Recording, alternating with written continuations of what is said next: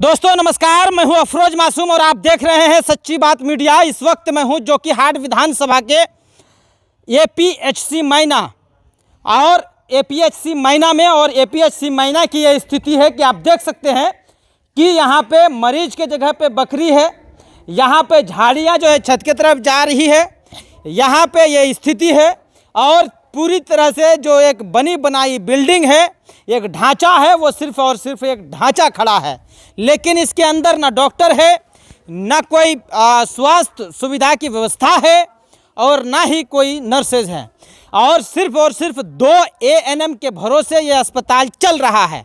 और आपको हम क्या बताएं कि ये अस्पताल की शुरुआत मतलब डॉक्टर आए बगैर ही ये इस अस्पताल के अंदर की सारी व्यवस्थाएं चरमरा गई हैं। बहरहाल जोकीहाट विधानसभा से इस वक्त जोकीहाट विधानसभा से आपदा प्रबंधन मंत्री बनाया गया है भाई शहनवाज आलम को। अब देखना यह होगा कि एक सरकार का हिस्सा होने के नाते सीमांचल में जो अलग अलग क्षेत्र में इस तरह की समस्याएं हैं, क्या वो उसे दूर कर पाएंगे या नहीं कर पाएंगे, क्या उनके कानों तक खबर पहुंचेगी या नहीं पहुंचेगी। अगर आपको लगता है कि वो उनके कानों तक खबर पहुंचनी चाहिए तो हम सच्ची बात मीडिया भी एक अच्छा माध्यम है, तो आप हमारे वीडियो को ज़्यादा से शेयर कीजिए ताकि सरकार और मंत्रियों के कानों तक ये खबर पहुंचे। इस वक्त जो स्वास्थ्य मंत्रालय है वो तेजस्वी के अधीन आता है और इस तरह की चीज़ें एक विधायक और एक मंत्री ही स्वास्थ्य मंत्री तक पहुंचा सकते हैं। इसीलिए हम आपको अंदर की व्यवस्थाएं दिखाएंगे, अंदर जो सुविधाएं हैं, क्या क्या सुविधाएं हैं, क्या क्या असुविधा है, क्या उसमें सुविधा कुछ है ही नहीं तो असुविधा की बात ही छोड़ दीजिए। ये यहाँ पे डॉक्टर की बहाली भी नहीं की गई है और जो यहाँ सिर्फ और सिर्फ एएनएम के भरोसे जो है ये अस्पताल चल रहा है भाई। इन अस्पतालों के भरोसे अगर मरीज रहे तो क्या होगा। आप बहरहाल इधर देखिए, इस तरह का टॉयलेट है, इधर टॉयलेट है, इधर जो है वॉशरूम है। आप समझिए कि क्या स्थिति है। हम चलेंगे और आपको दिखाएंगे और इधर भी दिखाएंगे, इधर जो तो समझिए कि आखिर माननीय मुख्यमंत्री नीतीश कुमार जी ये इस इंफ्रास्ट्रक्चर किसके भरोसे बना करके रखे हुए हैं। तेजस्वी प्रसाद यादव जी फिलहाल जो है अभी स्वास्थ्य विभाग संभाले हैं और स्वास्थ्य विभाग में इधर देखिए कि यहाँ पे आज तक इलाज जहाँ पे नहीं हुआ उनका जो है ग्राउंड बैठ गया है।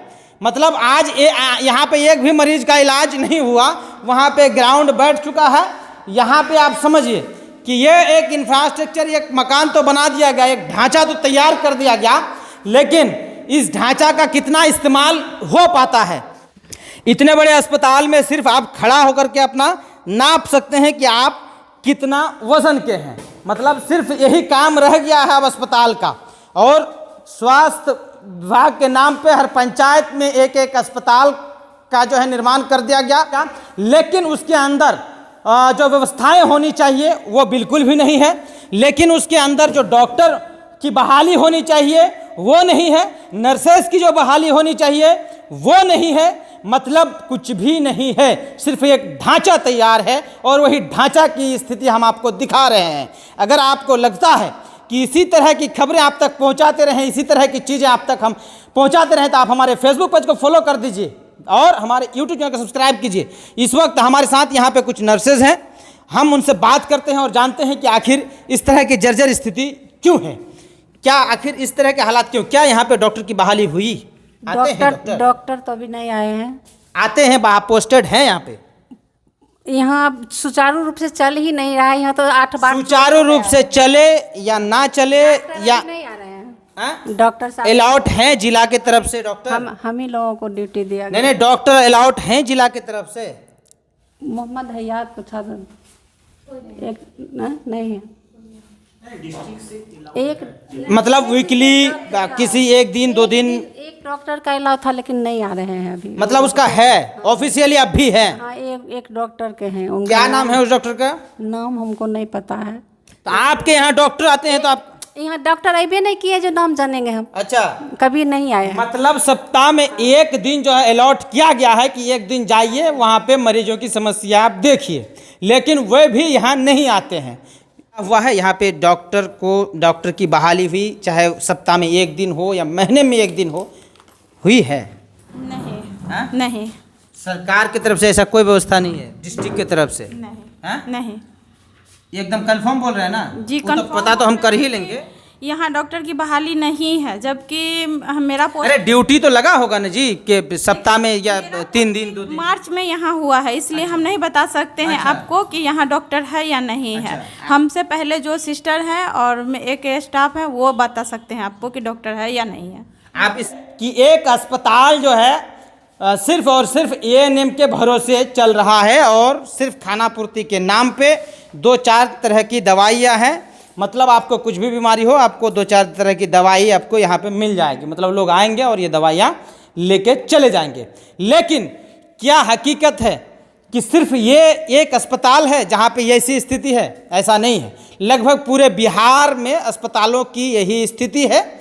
लगभग जो है खास करके सीमांचल, अररिया, पूर्णिया, किशनगंज, कटिहार में, इन जिलों में यही स्थिति है।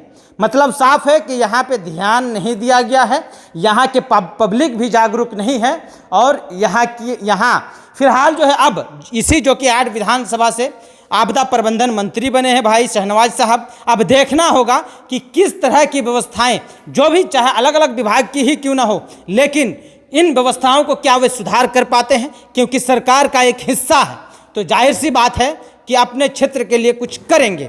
और हम लोग चाहेंगे कि इसी तरह की मुद्दे हम उन तक पहुंचाते रहें। अगर आपको लगता है कि इसी तरह की खबरें, इसी तरह की मुद्दे, असली बिहार के असली मुद्दे मंत्रियों तक पहुंचे, सरकार के कानों तक पहुंचे, तो आप हमारे साथ जुड़े रहिए, हमारे इस पोस्ट को शेयर कीजिए ताकि इसी तरह की चीज़ें आप तक हम पहुंचा सके। धन्यवाद।